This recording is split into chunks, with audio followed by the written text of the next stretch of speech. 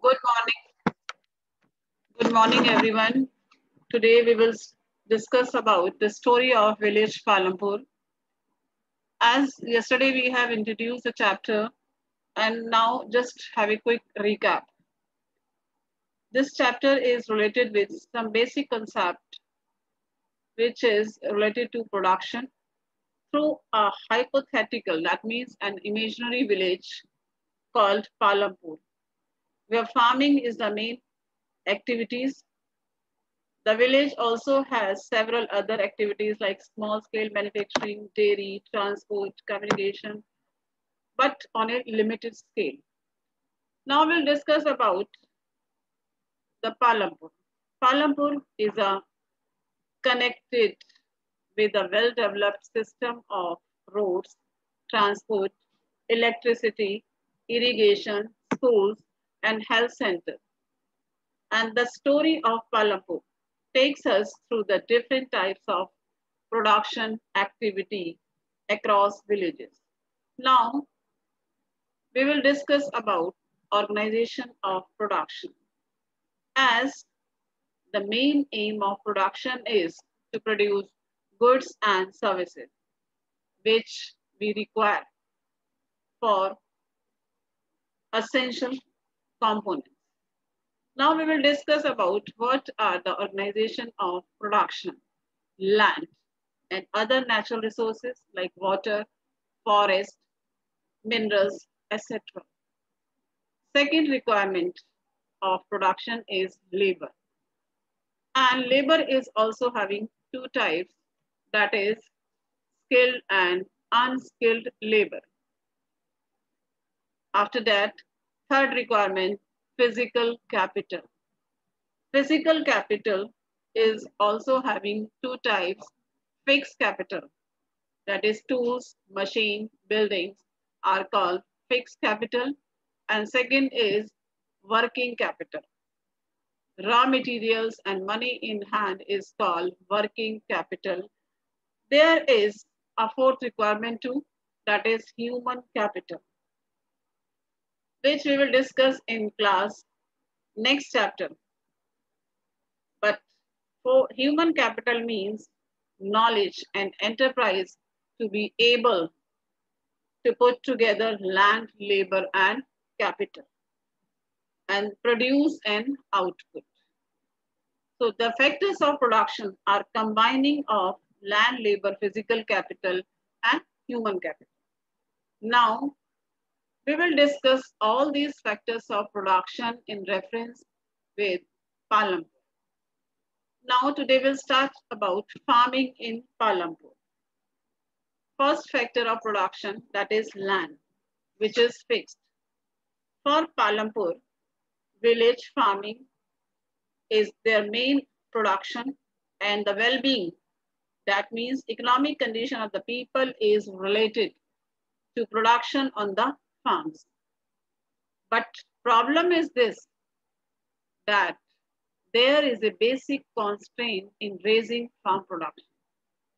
Since 1960, in Palampur, no expansion in land area under cultivation.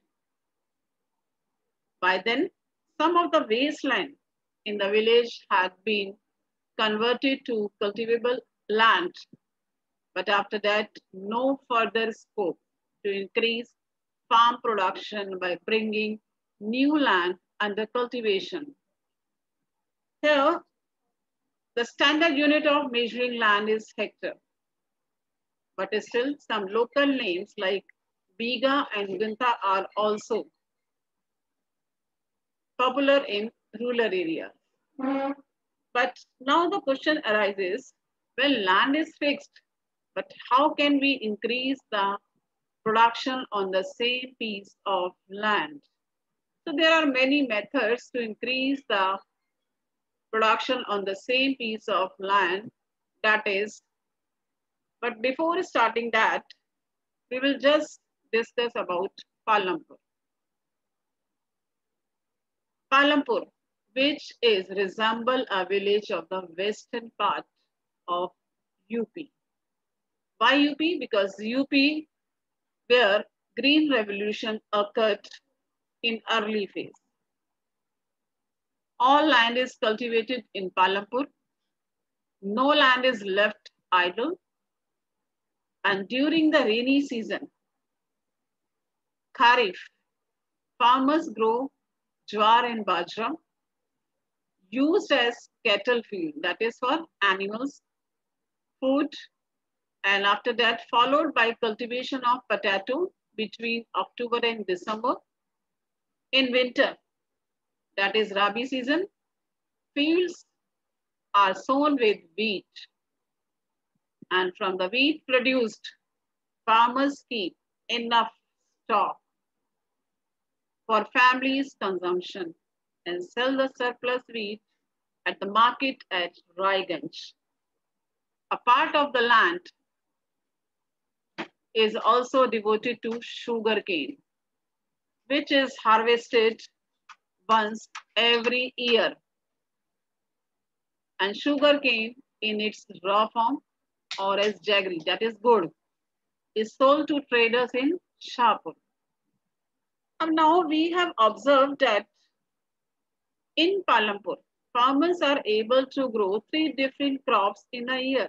What is the reason behind it? Reason is that Palampur is having well-developed system of irrigation. This is also one way to increase the production. Because if you observe that in India, farmers depend on monsoon, but not in Palampur. In Palampur, farmers is having well-developed system of irrigation. Electricity came early to Palampur, which transformed the system of irrigation. Previously, farmers were used Persian wheels. Now, they are using electric run tube wells, which could irrigate larger areas of land more effectively. Initially, few tube wells were installed by the government, but when farmers saw the outcome, they have also started setting up private tube wells. And as a result, mid-1970s, the entire cultivated area of 200 hectares was irrigated. So this is the one way, that is irrigation facility, to increase the production on the same piece of land. And in this through irrigation, farmers are also able to grow more than 2 crops in a year, and that is also known as multiple cropping. Because multiple cropping, that is also a common way of increasing production on a given piece of land. And as we have seen, all farmers in Palampur grow at least 2 main crops. Many are growing potatoes as a third crop. So this is the way. But after that, there is another way, and that is modern farming method. Another method is used modern farming. And if you will see in this image picture, 1.4 modern farming methods, which is a combination of HYV seeds, chemical fertilizers, pesticides, along with irrigation facilities and farm machinery. This is a complete package of modern farming methods. Now, HYV seeds, that means high yielding variety of seeds. Yield means crop produced on a given piece of land during a single season. And if we will see mid-1960s, the seeds used in cultivation were traditional. And through this low production. But traditional seeds needed less irrigation. Along with farmers used cow dung and other natural manures as fertilizers, which were readily available in rural areas. And farmers who did not have to buy it. That means they were not require enough capital through the traditional seeds. But late 1960s, Green Revolution introduced. Green Revolution means to increase the agricultural production. That is a transformation. Green Revolution in late 1960s. Indian farmers, cultivation of wheat and rice, and they have used high yielding varieties of seeds. Now we will just compare about HYV seeds and traditional seeds. Traditional seeds as compared to traditional seeds, HYV seeds produce greater amounts of grain on a single plant, and same piece of land now produce larger quantities of food grains than was possible earlier. But basic difference between HYV seeds and traditional seeds, HYV seeds needed plenty of water, also chemical fertilizers and insecticide, pesticides for the better result. But higher yields possible only from a combination of HYV seeds, irrigation, chemical fertilizers, pesticides, etc. Now we will discuss about Green Revolution. It was introduced in 1966 in some parts of the country, that is first Punjab, Haryana, and Western UP.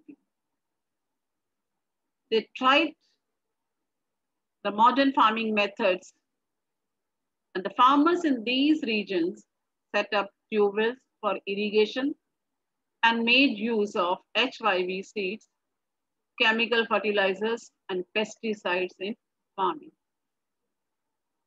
Some farmers bought farm machinery like tractors and threshers, which made plowing and harvesting faster. But production, they were rewarded with high yields of wheat. You just compare the production. Since we are talking about Palampur, in Palampur, the yield of wheat grown from traditional varieties, which was around 1,300 kilograms per hectare. And the farmers, when they introduced HYV seeds, the yield went up to 3,200 kilograms per hectare. That means a large increase in the production of wheat. Now farmers had greater amounts of surplus. That means extra wheat to sell in the market. But production increased. But do you think, will the land sustain? Sustain means development should take place in such a way that not only present, but think about the future also. So same in the case of land also. Land, which is a natural resource.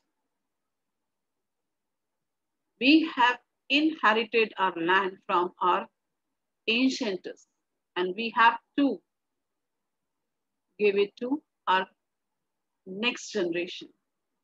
So it is necessary to be very careful in its use. And now we will just see the reports of scientific which indicates that the modern farming methods have overused the natural resource base. In areas where green revolution was occurred, also associated with the loss of soil fertility, because increased use of chemical fertilizers, also continuous use of groundwater for tube well irrigation has reduced the water table.